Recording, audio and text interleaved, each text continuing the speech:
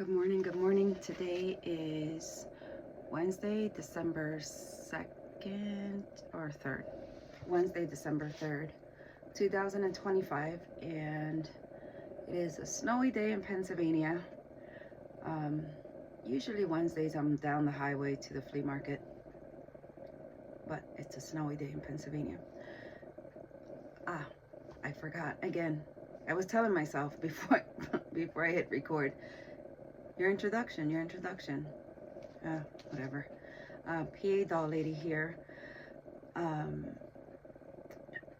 the thoughts that are running through my head today is there's a few more days until the Maryland Gaithersburg, I think it's called, Fairgrounds big East Coast doll convention, and I learned about them because I went to Gigi's doll shop in Chicago. I wanted to go visit a physical doll shop to see what does it look like and how do you stay in business for so long and that kind of thing.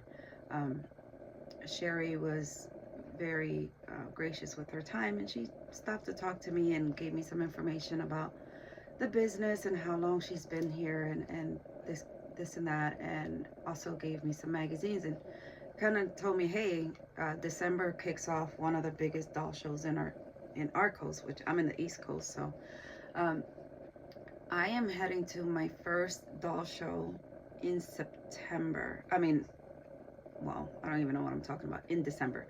I went to a doll show when I first started in the business, and I was, kicking the tires and trying to figure out how does this work and that kind of thing. So I stopped at the it's one in Lancaster County in Pennsylvania. It's very small. I don't know what I thought it should have been, but it was a very small show. So I went once and have not gone back. I should probably stop there again, but I just didn't go back. I thought maybe doll shows had like presentations and learning events and stuff like that, but when I went, it almost seemed like a small flea market for doll vendors. So I just haven't gone back. Anyways, so I went to visit a real doll shop because I wanted to see what that looks like, and then Sherry informed me that in the East Coast we have two big shows. We have one in Ohio and one in Maryland. So the Ohio one, I bought tickets at the very beginning of the year. I was so ecstatic that the virtual doll convention team was coming, and I've been dying to meet Rachel Hoffman and her team. I've watched them forever on YouTube, and I'm just like, oh my God, they're coming. And Robert Tanner was coming, so I was ecstatic, and I bought my tickets, I don't know, at the very beginning, whenever they announced it that they were coming in October. And I got so sick. The week of the doll show, I was so sick I could barely peel myself off the bed, so I missed it. And I was specifically going to meet some of the people that I've seen and watch forever, and especially the one lady that was coming to teach us from, I think she's from England, that was coming for the Ohio show. Again, I was so excited, like all year long. I'm like, oh my God, I can't wait. And then I got so sick, and I even questioned myself, like, are you that sick that you can't show? But I'm like, you can't, like, with the age demographic that is usually at doll shows, or that I think are usually at doll shows, like, you don't go there with your cooties. So I missed the October one. So this is my second opportunity. Now, we just had a big snowstorm in Pennsylvania yesterday, so now I'm thinking, please don't let this be another washout. I really want to go to this show. So Maryland this coming weekend is my first show. And then I'm looking at, oh, well, what else can I do while I'm down there? And one of the auction houses that I learned from is also having a big auction. Um, the Richard Simmons doll collection auction is this weekend as well. So now I'm like, oh my God, there's a lot of stuff going on down there. Like, which way do I go?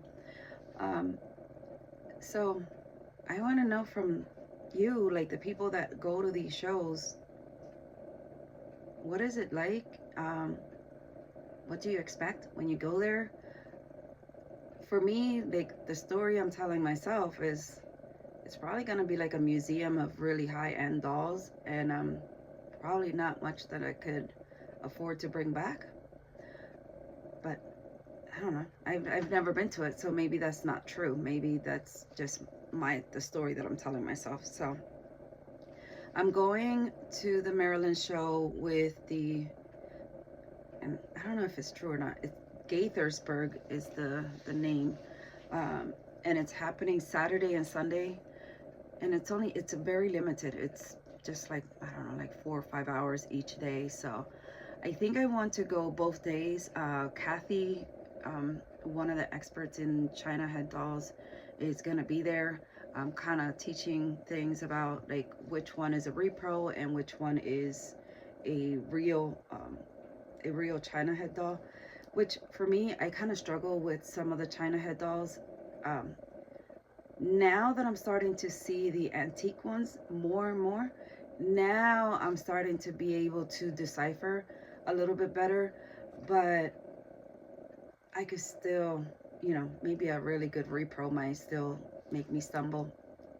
I would love to hear from her, and she's going to be there Saturday, so I want to make sure that I make it there on Saturday. But I also want to go to the auction house because I watch Frances Theriault on YouTube, and she is just like she's not a wealth of knowledge, she's an ocean of knowledge when it comes to dolls. She has written quite a few books on the dolls that I could just look at on TV and not even pretend that I could own one, which are the Bruise and the French dolls. I have never collected dolls ever. Never was interested or anything like that. However, this, in May, when I bought this collection in May to put in my shop to resell, I fell in love with a couple of them. An FG doll is one of them, and then I noticed that I am a fan of alt dolls as well. They're like the pasty, beautiful, fat cheek dolls. They're just gorgeous. So I do have a few of them on display in my house. They're supposed to be for sale. There's 2 that are on display until I gather up the mustard to put them on in the store, but I'm not sure. They might just be mine. I don't know. I'm still thinking about it. So, or maybe I could give myself like a year of loving them and then send them out to their next collector. Who knows?